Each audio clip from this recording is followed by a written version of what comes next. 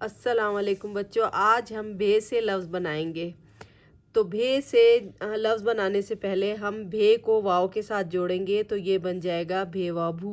भेवाभू। अब जब भे वाव को हम लाम के साथ जोड़ेंगे तो ये बन जाएगा भेवाभू लाम साकिन भूल। भेवाभू लाम साकिन भूल। भेवाभू नून साकिन भून। भेवाभू नून साकिन भून।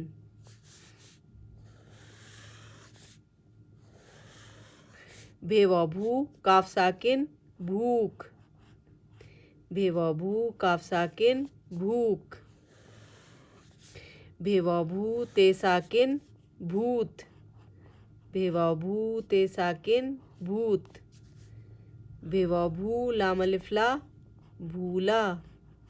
भेवाभू लाम अलिफ ला भूला। भेवाभू सीन अलिफ सा भूसा। भेवाभू सीन अलिफ सा भूसा। भेवाभू रे अलिफ रा भूरा। तो बच्चों, ये था हमारा आज का सबक। उम्मीद है आपको ये लफ्ज़ बनाने आ गए होंगे। इंशाल्लाह नेक्स्ट वीडियो में फिर मिलेंगे। अल्लाह हाफिज़।